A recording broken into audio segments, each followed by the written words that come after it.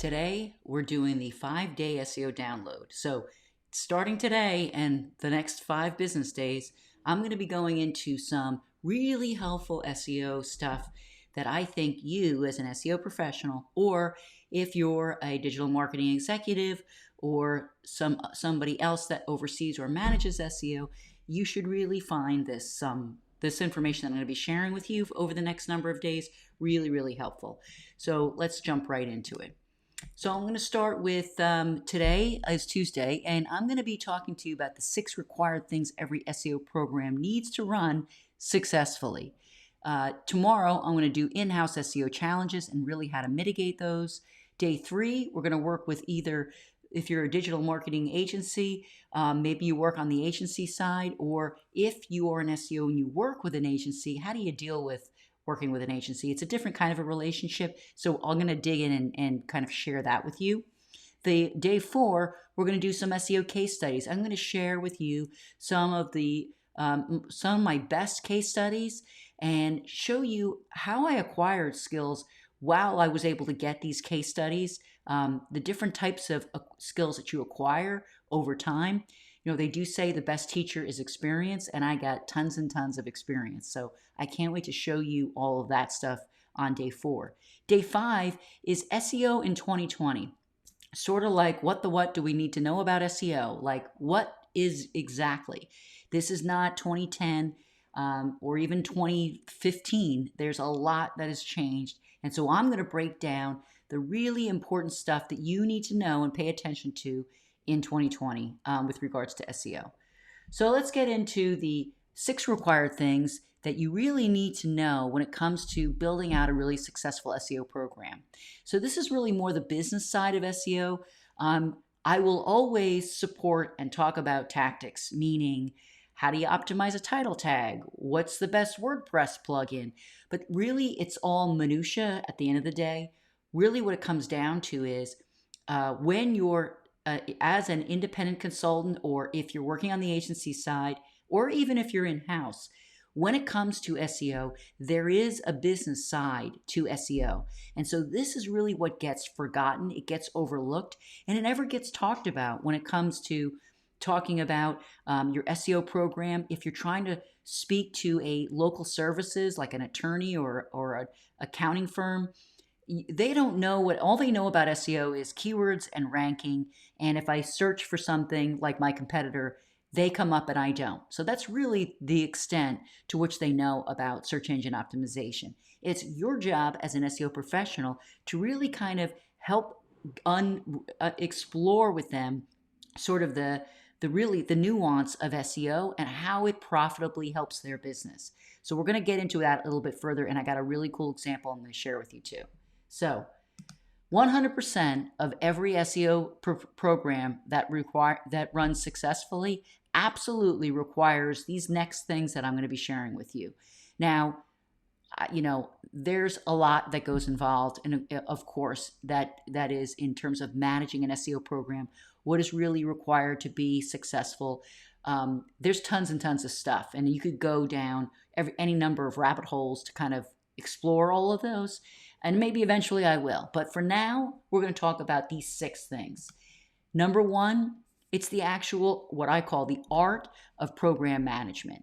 And so when I talk about program management, project management, as an SEO, you must absolutely incorporate project management within your day-to-day, because if you do not, you're going to actually go crazy. So this was a poll that was conducted very recently when asked, how important is project management in SEO? And so out of 140 votes, 77% said very, and these were all SEO professionals, by the way. 21% said just moderately, 2% said not at all. And I would argue those 2% are probably either just getting started or have not really been in the trenches of SEO to really fully understand and grasp the need for project management in your SEO programs. And so when I talk about project management, I'm not saying you need to go get project management professional certified. What I'm saying is have either an agile, if you Google agile SEO project management, you're going to find should be a ton of different types of articles written by some industry leaders about the ability to integrate an agile method to your SEO program. And so in essence, it's stripping away any of the project management technicalities. Um, and if you are a project manager, I apologize if I sort of wreck this a little bit, but it's basically getting you from A to B really quickly. When it comes to SEO, we've got a lot on our plate. We're trying to get a lot of things optimized, site side, on the technical side. Maybe we're getting ready for a site redesign or a migration. So there's a lot of moving pieces. And so what all of those pieces needs to be prioritized, managed efficiently and effectively, and they need to get into some sort of order to get implemented. If you're working in a very large enterprise organization, this should be a piece of cake because everybody in any enterprise organization understands the need and the importance of project management. So this should not come as a surprise to them. But even if you're in a very small boutique agency, or maybe it's just yourself and you're freelancing as an SEO with some local businesses, you absolutely need to use project management. It helps organize your client because the number one thing is your client shouldn't tell you what to do when it comes to SEO. You should be leading them. And so one of the most effective ways I've found in leading my clients is by leveraging project management. So I tell them, here's our project, here's our timeline, here are the milestones, here are the deliverables that we're going to deliver in that period of time. And once they understand the organization of it, it makes sense to them. And it also helps you, of course, because you do have a lot on your plate. If you are an independent consultant, it's going to be critically important for you to manage your day-to-day. As you acquire new SEO clients, you're going to need project manager to help you sort through which client is going to need what deliverable next, especially if you're going through a massive migration or a redesign. There's so many other teams that you're working with. So number one is SEO project management. Make sure that is part of your overall SEO program. The next one is the ability to communicate SEO with other business units. Now, again, whether you're in a very small or a very large, and I'm going to make examples out of both of them. So if I'm working for a very large international company, a well-known brand, talking with other business units is something that I'm going to find myself doing probably every day. And even, in a world where we're maybe working from home or we're not able to physically be in an office, there's still so many means of communicating. Whether you're using Slack, whether you're using Messenger, there is some method and form of communicating with other business units, or simply just set up a conference call and say, hey, user experience team, we're going through a migration and I want to talk to you about some things from an SEO standpoint that we want to make sure that we cover off on and that you're informed about, or especially your developers, your editorial teams, your senior leadership team, any other web properties that do some sort of work within and around the website. Those are the people that you absolutely need to be communicating with. And so it's easier in a very large enterprise site to really understand all the different teams. And you have to organize yourself in getting in front of them on a regular and consistent basis. They will not come find you. They don't know who you are. They don't care about SEO. You do. They don't. So it's important for you to go find them, go meet with them, and explain to them what your program is. Show them what your project management schedule is, and then invite them in to that schedule and let them know that when things need to be changed, they will be involved in that process. So that's for the large enterprise, and probably even, I would say, a mid-level size business as well. They may also have, maybe not as large teams. They'll have a few of those teams that you need to interact with, but they will still have some teams. Now, if you're dealing with a local small business, you're probably dealing with the CEO, the founder, or the owner of the business. And so in that situation, you want to make sure you communicate to that person who are all the key people that he or she needs to deal with. When it comes to sales, other advertising, who's doing their social media, and what promotions do they have and who's in charge of the promotions. So even if they're a one person operation, they still should have other people on the team, or they are working with outside vendors. And so in that case, it's important for you to say who's in charge of social media, who's in charge of your editorial, who's in charge of PR. You need to make sure that you spend time with them. Now, you might say, well, I'm only charging them a few $100 a month. It's not my time. It's not going to be worth my time to go find and talk to these people. Well, that's why you shouldn't be charging a few $100s a month, because SEO is not a commodity. SEO is a skill. It's an advanced skill. And part of it is also, as I mentioned, project management, communication, effective communication of your strategy and of the program at large. And that does include speaking with other business teams to make sure that they understand what it is you're doing. That's why you can and should be charging 5, 6, and 7 figures for your SEO programs, because there is a lot that is involved. Now, when it comes to, well, I have a client that would never pay that, I'm going to get to the SEO ROI, and that's later on. So just a little spoiler alert, hang tight, because we're going to get to that, and I'm going to show you how that can be done. So whether you're dealing with a large team or a small business, you're always going to have to deal with other business units, other vendors, and it's important for you to communicate with them regularly about what it is you're doing.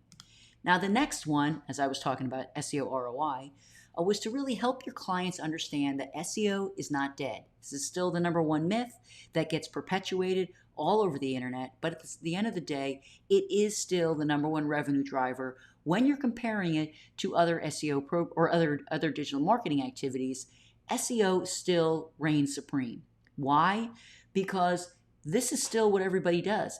Everybody starts their information gathering with a search. They're going to Google, probably not Bing as much, but they're going to Google, they're going to YouTube, and they're looking for information. So that is why your number one return on investment channel is from a B2B and a technology standpoint is still, and even retail, e-commerce.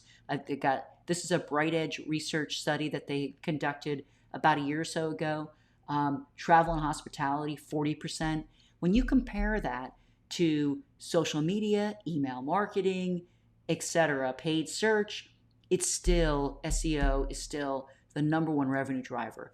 This is why you should be able to sell your SEO a lot better, because this is still an undiscovered or untapped asset that you as an SEO professional have at your right at your fingertips. Now, you should never also sell any SEO without communicating what the return on investment is for your client. So let me show you something really pretty cool here. This is from Go Fish Digital, and I actually found this SEO ROI calculator. This was in one of the Search Engine Land. It was a Search Engine Land newsletter or something. Anyway, here's the SEO ROI calculator. Now, this is how you should be building out your proposals. You actually can populate all of this and put it in as a slide, like after you're presenting your investment slide of what the cost is for your SEO program. You need to pop a slide in that actually shows them and helps them understand, well, what does that mean in dollars? Because all they're hearing is dollars are going out every single month, and how long is it going to take me to be able to realize an actual return? So let's just look at it this way. If you put in, and you put in additional organic traffic, so let's say your brand is already getting 2,000. It's a small website, so maybe they're only getting 2,000 visitors every single month. Okay, so that's 24,000 visitors. Well, if I increase it by an extra 2,000 a month, now let's say they're getting 42,000. Okay, 42,000 visitors are organic traffic, right? The average conversion value, so this is why it's always critically important to ask your clients or your potential clients, what is an average sale worth to the business? Now, I worked with a SaaS business and I asked them a question. I said, well, what's the average sale of one of your software? And so it was a software company, B2B. and their average sale was $30,000. Okay, so I type in $30,000. All right. Now, just see, I have now the average conversion rate. Now, I'll ask them, what is their average conversion rate? If they happen to know, they'll give it to me. Again, it depends. So is it 2.5% or is it 4%? But if they don't know, and if they've never measured it off the website, I'll just say it's 1%. Now, the annual cost of my SEO campaign. So let's say I'm going to charge this client, let's say I'm going to charge them $5,000 a month. Okay, so that's $60,000 a year. So we're going to say that's $60,000. Okay, now I'm going to calculate the SEO ROI. So if I can get them an additional 42,000 in traffic, so let's say the total traffic is 42,000, let's say. Now, you can see that this is not crazy, all right? They just told me their average value of their software is $30,000. And so if the conversion rate is 1% and the cost of their campaign is $60,000 a year, which, by the way, here's another statistic you can also use for them, that an entry-level digital marketer who maybe doesn't know so much about SEO and an entry-level SEO manager typically, and again, it depends where in the US, and I'm thinking mostly in a metropolitan city, it's somewhere between $60,000 and $70,000 annually. And that does not include benefits, okay? So that's just the base salary. So if you include benefits, you're adding at least another 20 grand for that. So you can kind of see how this is, what I'm charging you for 1 year without benefits, $60,000, let's say on an entry-level SEO, which I am far from an entry level. I mean, you would spend far more than that if they hired me in full time. It would be a lot more than that. So if we say to them, this is your average estimated SEO ROI is, 20,000% or 2,900%. I mean, it's some ridiculous number. They would get an additional 420 transactions. What that equates to in terms of annual revenue. So if we say, hey, give me $60,000 and we're going to convert that into over $1 million. So how many people would take you up on that offer? And this is really what you should be showing your clients, because this is, if we do it very conservatively and say, here, let's just do 24, calculate it out that way. Okay. Again, you can do these numbers all day long. I'll put the link in below because I think this is really helpful. If you can actually put that into a slide in your proposal, it really should work out so that every business owner understands ROI. So that is why it's critically important for you to share with them the return on investment that they're going to get when they invest with you. This is why you should never be selling your SEO programs for $300, $500, $1,000 a month. I mean, it's ridiculous. It delivers so much more value to them, and this is the kind of thing that you can deliver to them on a regular and consistent basis. So that's the ROI. My next is get senior team support. This is something you've got to do ongoing. Now, when I say that, I'm going to use the example again for the enterprise, very large organization, and also for the very small business, okay? So if we start with the enterprise, you might have a chief marketing officer and you've got a senior VP in charge of digital marketing, or maybe a VP who's in charge of digital marketing or SEO or other social media, etc. And then you've got sort of you're in this team of other digital marketers. Maybe you're the only SEO, which is not uncommon. And so in order to make sure that your recommendations are being implemented ongoing, regularly, any changes to the website or any brand changes or anything that happens in the full life cycle of a website, you need to make sure that your senior team is aware of the fact that you need to be involved from the very beginning all the way through the process. When a website is starting to think about a redesign, they need to be considering that initial conversation should be starting with you as the SEO.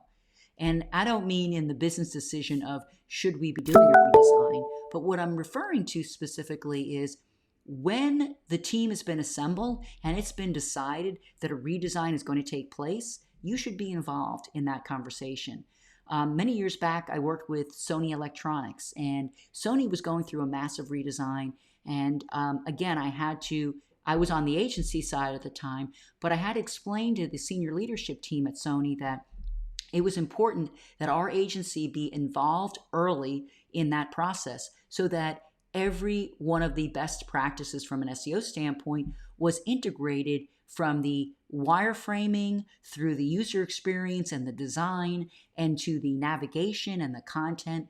Your input is critically important through each one of those phases. So that's why you want to make sure you get senior team support. The other reason you want their support is anytime they're involved in any conversations that happen out of your earshot with other business units, whether it's the CIO or anything that's happening, in other brand areas of the business, they need to be able to say, my SEO team lead should be involved. She told me this. My SEO agency should be involved because they told me that I need to make sure that they're involved when we're making these kinds of changes. So you need to educate them and get their support.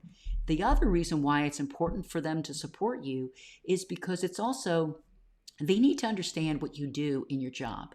You could be, if you don't communicate the importance of what it is you do and the value you bring, you could find yourself out of a job because they don't see the value in SEO. And this is something that happens whether you're in an agency or whether you're in-house. I've seen it happen so many times, and really it's because of the lack of communication between the SEO and the senior leadership team.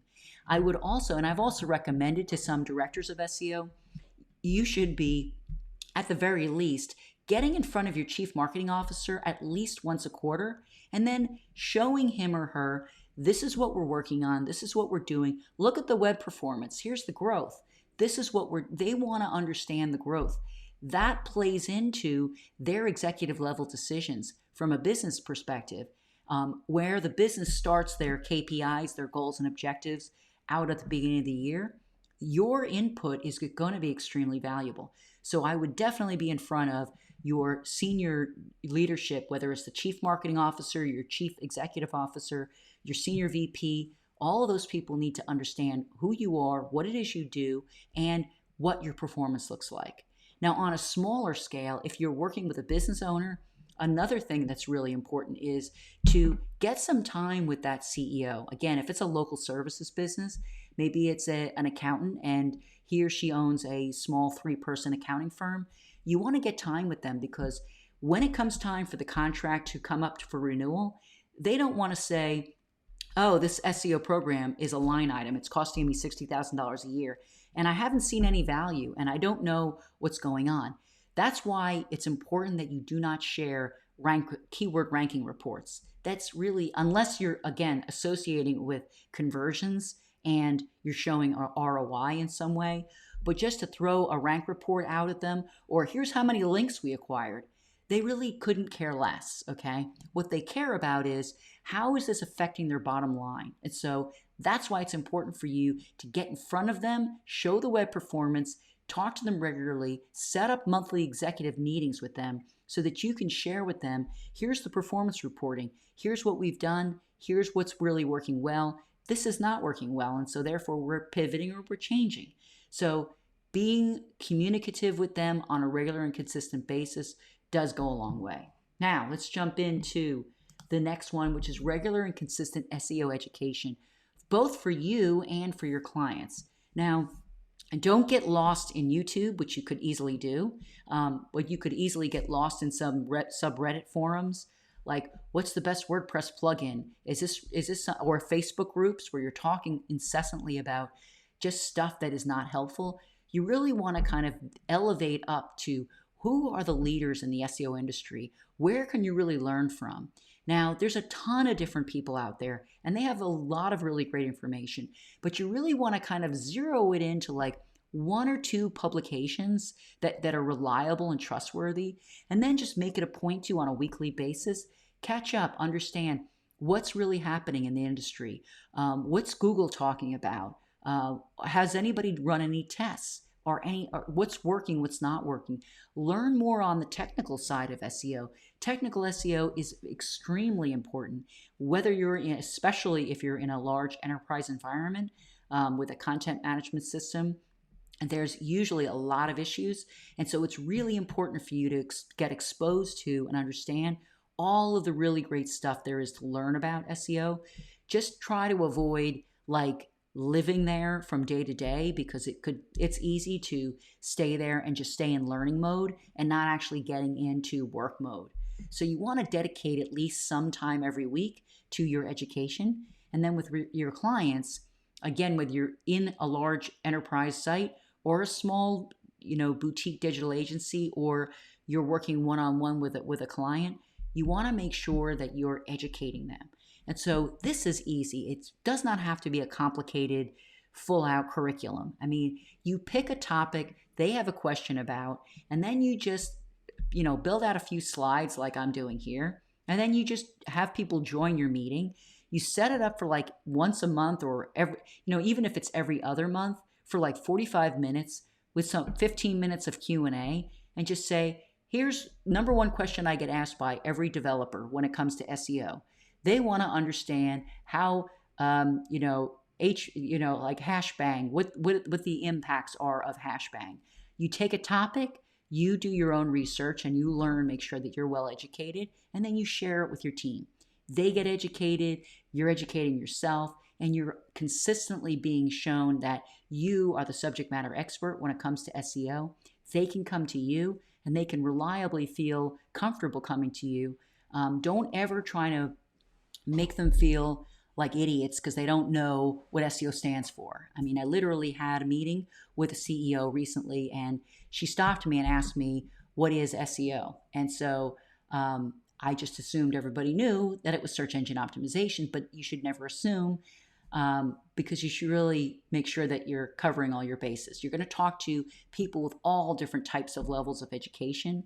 I also talked to a developer last year who thought the keywords meta tag was still a thing. So people are all at different levels of education, especially when it comes to SEO. So you want to make sure that you're speaking to the new people the very beginners who are just learning about what SEO is. And maybe you'll speak to some people in your within your client's office, or maybe in your own employer's office that has some idea about what SEO is, at least recently maybe. So if you're lucky, share some case studies, share a lot of really good stuff with them. Also make sure that you're not only educating them, but anytime another team member within the organization does something that helps SEO, you call it out and you let everyone in the organization know, this is what this person did. This is how it helped improve our SEO performance. And thank you very much. And they get a pat on the back, and you're recognizing that individual for doing something really great. So make sure that this is something that you consistently include. If you're an independent consultant, you should definitely be including this, but especially if you're in-house, have regular workshops and teach people. And there's always people who want to learn about SEO, from developers to other digital marketers who only know about maybe paid search or social. They're all still very curious about what's new in SEO and what's going on. So you get a chance to kind of stand on your soapbox and like really help educate the masses. Now, the other thing that's really critically important to every SEO program is you must have a process. And so this is the number one question that I get asked. What is an SEO process? How do I even start? How do I know what I should do first? I had it was an SEO specialist from a digital marketing agency in Chicago. And last year she asked me, Janet, I'm in this agency and nobody knows really what to do. I don't even know what to tell my client, where I should even start from. Now, I was actually nervous for her because that's pretty overwhelming. I mean, you're brand new. Maybe you're just starting out. How are you supposed to know what should be done first? Nobody teaches this. But you know what? Now I do. So here's something that I want to share with you guys. And I want to make sure that you get in on this, because this has been something that I've noticed over the last 16 years of my career. Nobody teaches from start to finish, the business side of SEO, process, how do you deal with another agency, what's important from an SEO standpoint, what should my reports look like, what are the basic SEO tactics I should even consider, how do I talk with developers and get my SEO recommendations implemented. How do I sell these SEO proposals? How do I sell a proposal for more than $300 a month and be taken seriously? So I have tons and tons of stuff. I created a whole curriculum, everything from, what do I have here? I got the SEO, just basically the SEO career in and of itself. Just being an SEO, it really looks a lot different than it did when I first got started. You can now become more specialized in SEO as a technical SEO. Maybe you just want to deal with technical SEO or local SEO. These are things that did not even come across anybody's, mind when it came to an SEO career. You have so much more available to you now, but it's so overwhelming. I heard somebody else say, well, what's a sub niche of SEO? And so she was like, what is it, e-commerce? Is it YouTube? So SEO is SEO. And so SEO, there are basic best practices that span across every different type of platform. Where there's an algorithm, you got search engine optimization. Now, another thing I talk about is how to build out an SEO strategy. And again, this is part of really selling your SEO and even working a strategy if you're in-house. Working your SEO strategy in-house is critically important, and it should be aligned with all the other digital marketing strategies or activities. You guys should all be in sync. And so I'm going to make sure that I teach that as well. I'm also talking about, of course, content, because content is still critically important to SEO. But I'm going to get into more of the nuances and I go deeper. So I'm going to talk about user intent and the buyer journey and help you really align with other marketers to really think through when they're talking about a new product launch. This is where you're going to become critically important. You're going to develop all of these skills in this curriculum that I'm teaching in my new course, which is, I didn't mention, Expert SEO Masterclass, because it's right here. So in the Expert SEO Masterclass, you're going to learn every single one of these things. I'm going to be doing weekly one-on-one coaching. Everybody gets the chance to get coached by me as part of the program. And I'm also going to give away some special things.